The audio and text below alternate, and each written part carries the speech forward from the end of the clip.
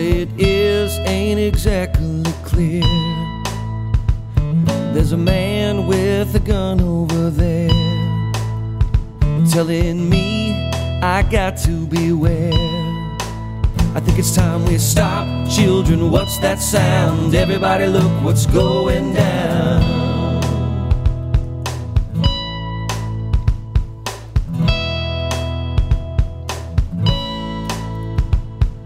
Paranoia strikes deep into your life, it will creep.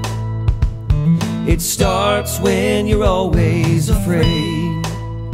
Step out of line, the men come and take you away. We better stop. Hey, what's that sound? Everybody look what's going down.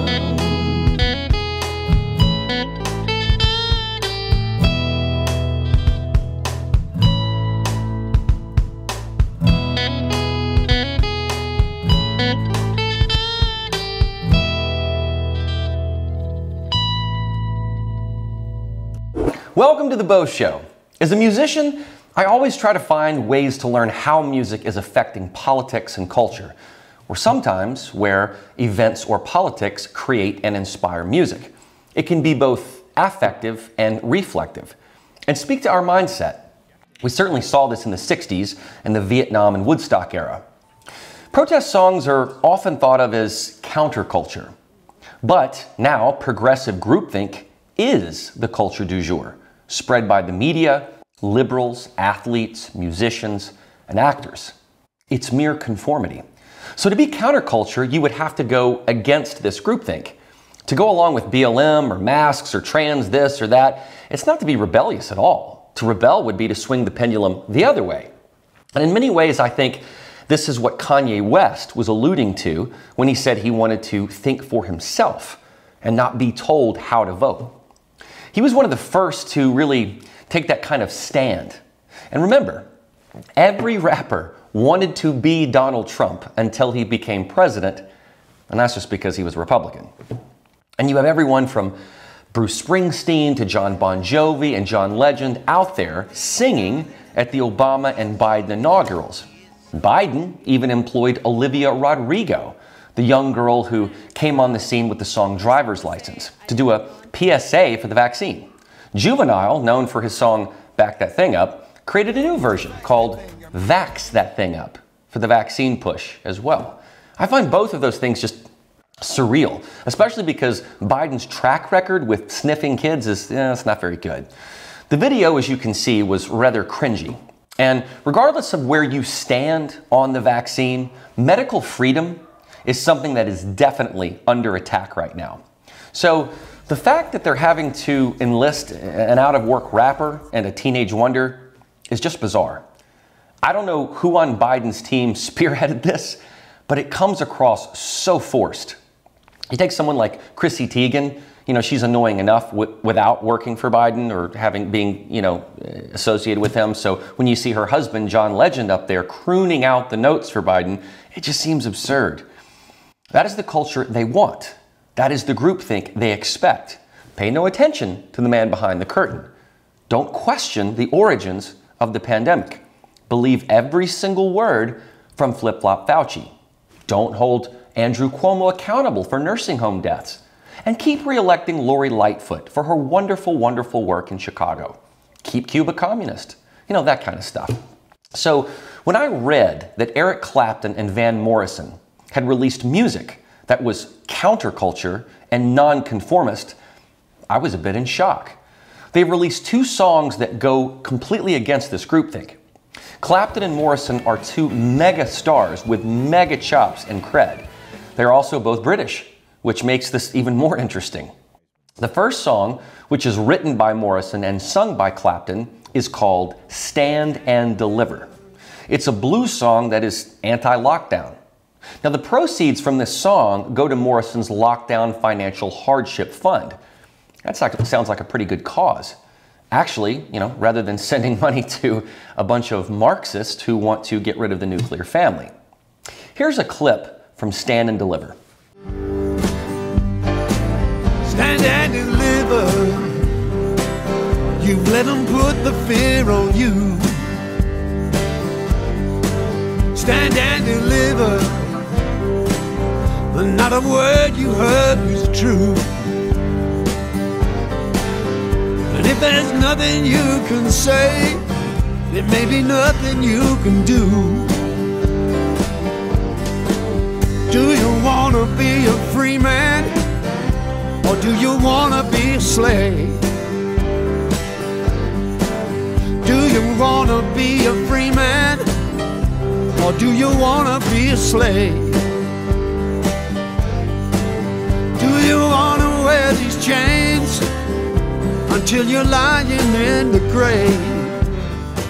Clapton goes on to sing, "Is this a sovereign nation or just a police state? You better look out, people, before it gets too late."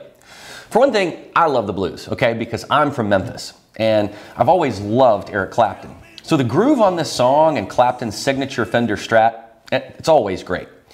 But to hear the blues, which, by the way, are called the blues because it's usually a melancholy story of angst or despair. To hear the blues paired with a story of angst and despair, not about heartache or a woman, but lockdowns and infringement of rights and lockdown hardship, it's rather refreshing.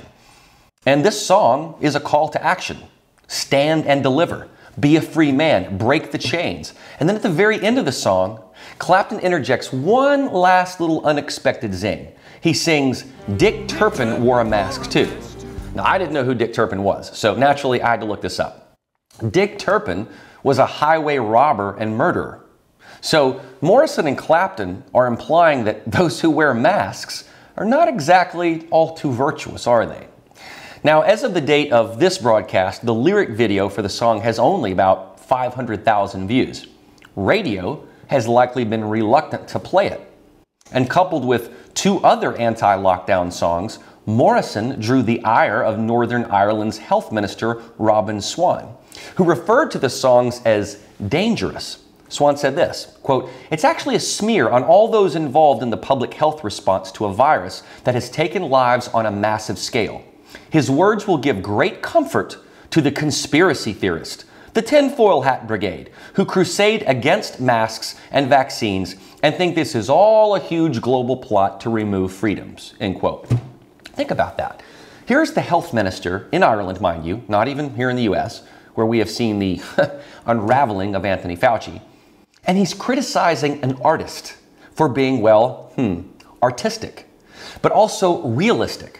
Morrison and Clapton know that the live music industry got absolutely crushed in this pandemic. Morrison said, quote, "It is heartbreaking to see so many talented musicians lack any meaningful support from the government. But we want to reassure them that we are working hard every day to lobby for the return of live music and to save our industry," end quote. Now, the next song in this collaboration is called "Where Have All the Rebels Gone?" Here's an excerpt from it. Where have all the rebels gone? Hiding behind computer screen. Where's the spirit? Where's the soul? Where have all the rebels gone? Indeed, where have all the rebels gone? It's almost a follow-up to "Where Have All the Cowboys Gone?" You remember that song by Paula Cole in 1997? Morrison later sings in this song, quote, "Need a real live audience to perform. Where have all the rebels gone? I can't find one, not one." Now, musically speaking, I like the kind of honky-tonk bluesy piano in the song, and it was just catchy, yet it was succinct. Back in September, Morrison released a trio of anti-lockdown songs called "Born to Be Free," "As I Walked Out," and "No More Lockdown." I wasn't aware of how introspective Eric Clapton actually was, and I saw this interview with him about getting the vaccine. Clapton has a condition called neuropathy, which causes a pins and needles sensation all over his body, and for a guitar player like him, this has to be hell. But he got the AstraZeneca vaccine because he thought it was the right thing to do for his health and his age, and it sent his neuropathy into overdrive. He can't even pick anything up now, hot or cold, without gloves on. Take a look. The next thing through it all, actually, the point that I should have made earlier is that I believe most of all in free speech and freedom of movement, choice of movement. And and life, and love and kindness. And with all of this exposure to the polarization of the politics and the medicine and the science, I found it very difficult to be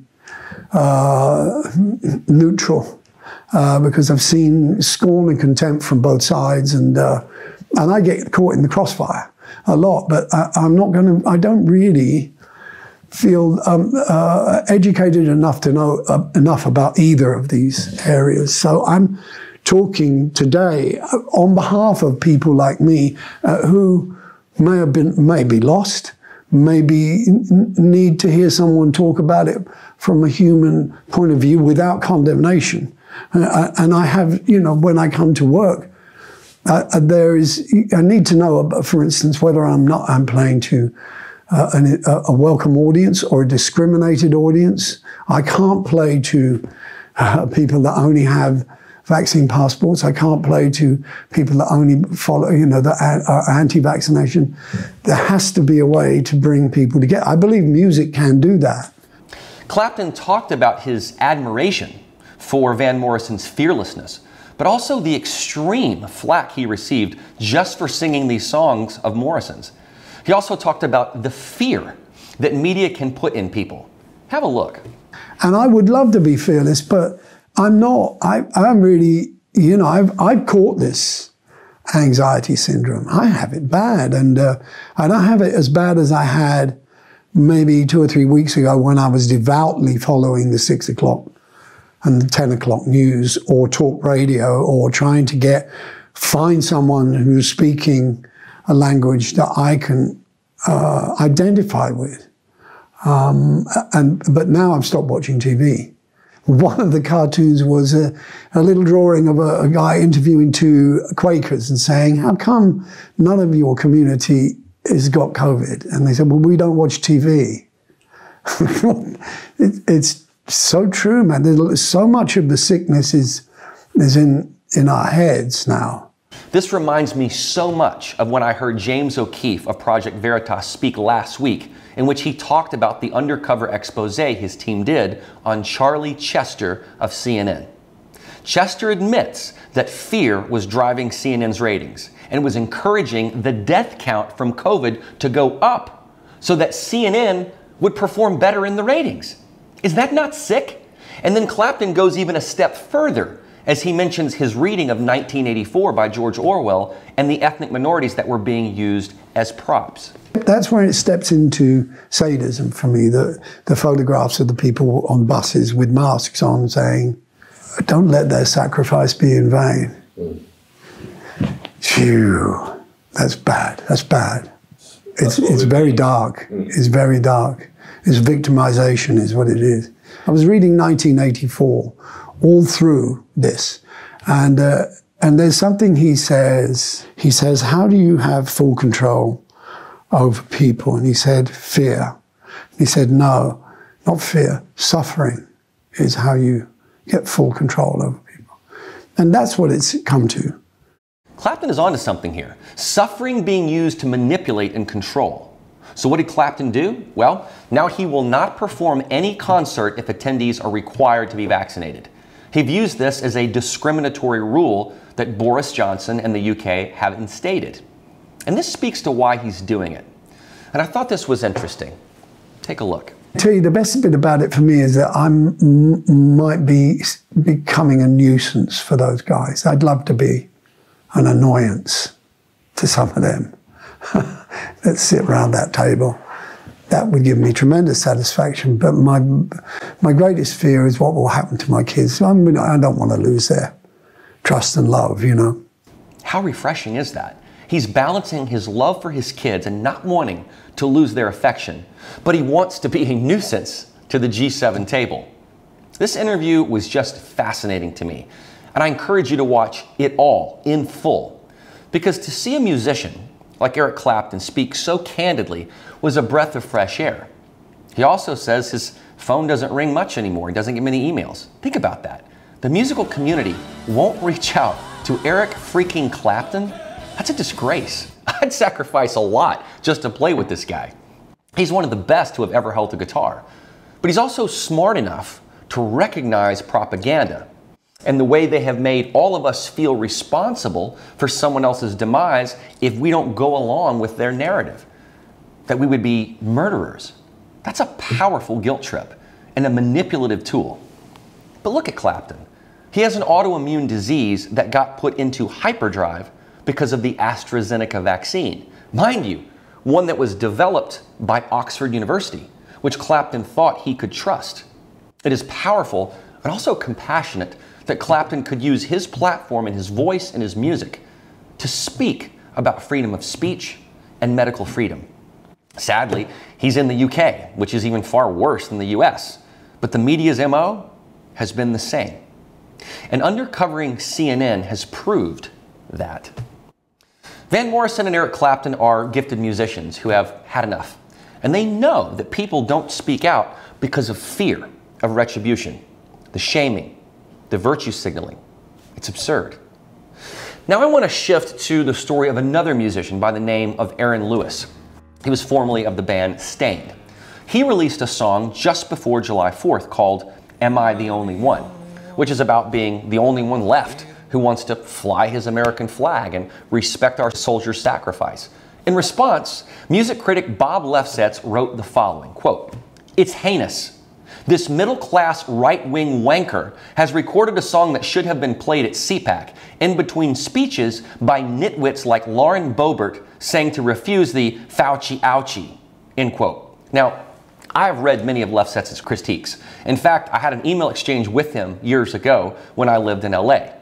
In 2007, after I sent some new material I had recorded, Lefsetz sent me the following email. This was in response to one of my songs. "Pretty good, but this sound is niche, in case you didn't know." Lefsetz was likely referring to the fact that my song had a certain Memphis blues rock sound to it, which of course is niche. Everything is niche.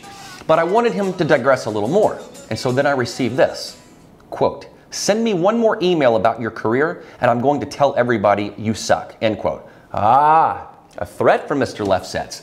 Even though he had complimented my music several times before when I sent him new tracks, in response to this, I encouraged any fans of mine that liked my music to reach out to Bob to let him know they disagreed with his assessment and his vitriol.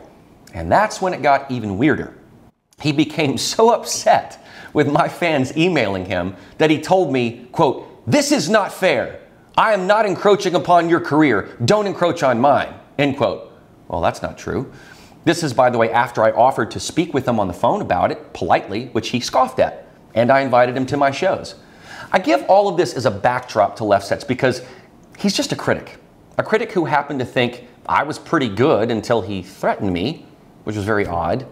He also thinks highly enough of himself that he's the only critic out there or something, or that his opinion is the only one that matters.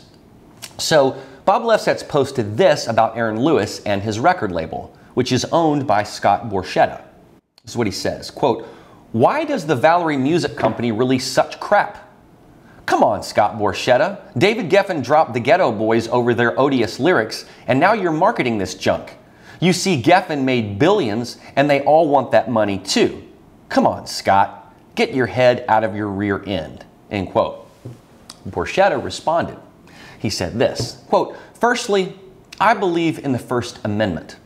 My job has never been to tell my artists what to sing and write about. My job has always been about identifying unique talent with a unique voice and a unique point of view. Aaron Lewis and I have political disagreements, but there are also things we agree on. I think that's the foundation for the idea of our country. It doesn't work if we're so divided that we can't reach across the aisle, have a conversation or an argument, and ultimately shake hands. If we can't do that, and this moment is so divisive, we may never get our country back. To just cancel or drop Aaron Lewis is ridiculous, and I'm disappointed that you would even suggest such a thing," end quote. I thought this was a terrific response by Borchetta, and one that is much needed in today's restriction of free speech. Lefsetz, a critic living in his own egotistical bubble, wants to cancel a patriotic singer. The song entered the Billboard country charts at #1, and it has over 4 million streams just in the first week. See, this is the market responding. This is simple supply and demand. And while labels have to do what they have to do in order to make money, Scott Borchetta's argument here was merely for free speech. Yet it is Bob Lefsetz, and I'm making a pun because he's a hardcore leftist. He thinks he can just use the magic stroke of his keyboard to get rid of a patriotic musician. That's how all leftist keyboard warriors are. They think their opinion is far more valuable than yours. And I included my anecdote about my personal experience with Lefsetz because his behavior didn't surprise me. He's a coward. My fans responded to him to let him know he was wrong. And then he begged for me to take down my post. Now that was on MySpace. That was ages ago. Imagine if I did that now. Lefsetz is not a free speech, free expression guy. I actually read what Lefsetz said about Eric Clapton and his stance on the vaccine. Know what he had to say? Check it out. He writes this. So he, Clapton, had a reaction to the AstraZeneca vaccine. Boo effing who? What's worse, having side effects for a limited time or taking the risk of dying? So Clapton wakes up when his phone stops ringing. He posts a video online saying everybody is abandoning him, but he's going to stay the course because God forbid he's wrong. An educated man admits mistakes. It's the only way you can get to the truth, but not the Republican Party and not Eric Clapton. As for Clapton, he's got no power against COVID-19, against science, end quote. You see? It's all about conformity. And liberals love to use that word, science, and refer to it as an absolute. Now, I'm not pro or con on the vaccine. That's a personal choice of yours. But Lefsetz cannot change or deny what happened to Clapton. He thinks Clapton is cuckoo and anti-science. That's not true. I'm sure Lefsetz thinks COVID's probably started by jumping from bats too, because the CDC and Anthony Fauci and the WHO said so. He just blindly believes. Clapton is talking about questioning, which science is. It's an evolving process. Hello, that's why it's called evolution. Things adapt and change over time. I just find Lefsetz to be a charlatan. It's not so much that he's a fool, it's that he takes his limited knowledge and applies it as though it is fact, and demonizes anyone else who begs to differ. Bob Lefsetz couldn't carry Eric Clapton's guitar bag, but he wants you to think his keyboard is better than your intellectual curiosity. And he hates patriotic music. He wants to cancel you, me, Aaron Lewis, Eric Clapton, and Van Morrison. It's despicable. And for what it's worth, Mr. Clapton, if you're ever watching this, you are welcome to come on the show anytime, because Bob Lefsetz is too much of a coward to have an honest conversation. It was true in 2007 when I dealt with him, and it's true today. We should all take Clapton and Morrison's advice and stand and deliver. I'm Beau, and that's the show.